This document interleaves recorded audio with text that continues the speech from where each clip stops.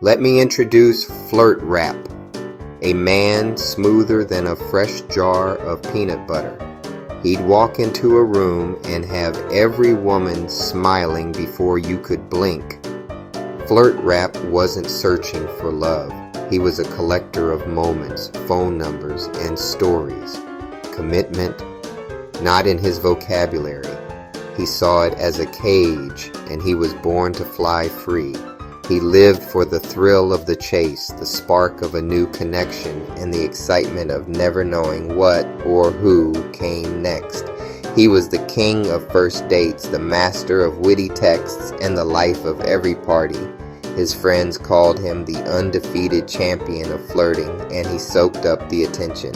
Every weekend was a new adventure, every encounter a new story.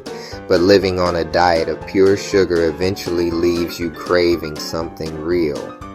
Flirt Rap wasn't there yet. He was still riding high on the rush of endless attention.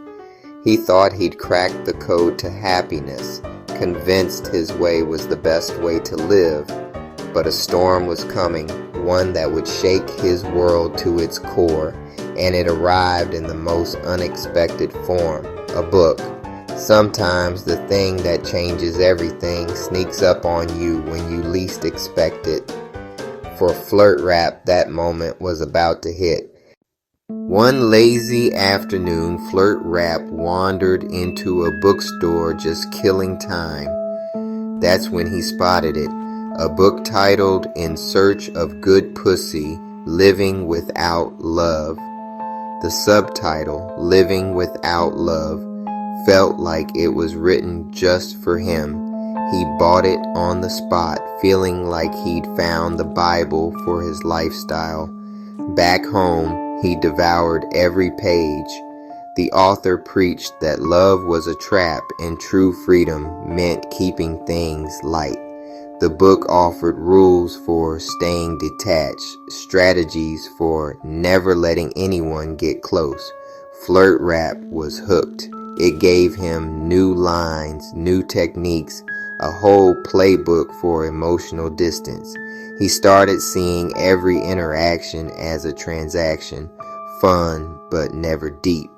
The book became his manual, and he followed it religiously. He felt empowered, convinced he'd unlocked a new level of the game. But pride always comes before the fall.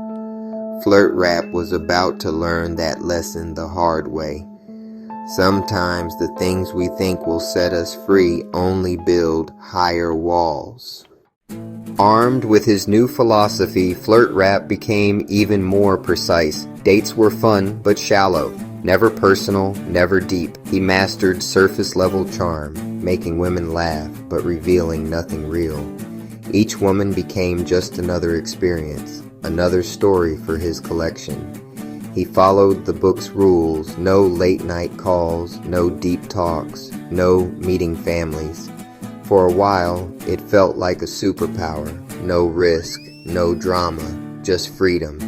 But after each date, he'd come home to silence, the thrill fading faster every time. The laughter echoed in his empty apartment, and a quiet loneliness crept in. He tried to push it down, reminding himself this was the prize. But the prize was starting to feel empty. Surrounded by people, he felt more alone than ever. The book had promised freedom, but it was starting to feel like a cage. He was winning the game, but losing himself. The emptiness was growing, and he couldn't ignore it forever. Something had to give. One Friday night, Flirt Rap spotted Sassy Rhythm at a rooftop lounge. She radiated confidence, drawing attention without even trying. To him, she was the ultimate challenge. He approached with his smoothest line, but Sassy Rhythm wasn't impressed. She matched his wit, parried every move, and saw right through his act. For the first time, Flirt Rap felt challenged. She wasn't playing his game. At one point, she asked, "Who are you when you're not performing?" The question hit him hard. No one had ever looked past the mask before. He tried to joke it off, but she just waited, curious and unafraid. That night he went home unsettled. No hollow victory, just confusion. Sassy Rhythm hadn't fallen for his act, but she hadn't rejected him either. She'd engaged him on a level he'd been avoiding for months. Her question echoed in his mind. Who are you when you're not performing? For the first time, he didn't have an answer. The king of smooth talk had finally met his match. Sassy Rhythm's words haunted Flirt Rap. He tried to return to his old ways, but everything felt fake. The charm was a costume, the game a tired routine. He realized his phone was full of numbers, but he had no one to call when he felt down. The freedom he'd cherished now felt like isolation. The book that once guided him now seemed like a manual for loneliness. He saw that avoiding pain meant missing out on real joy. Determined to try something different, he called Sassy Rhythm. No act, just honesty.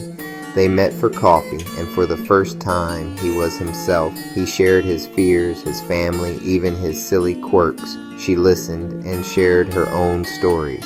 It was a real conversation, a genuine connection. That simple coffee date was more fulfilling than any conquest. He realized he'd built a prison for himself, and Sassy Rhythm had shown him the key. It was time to choose something real.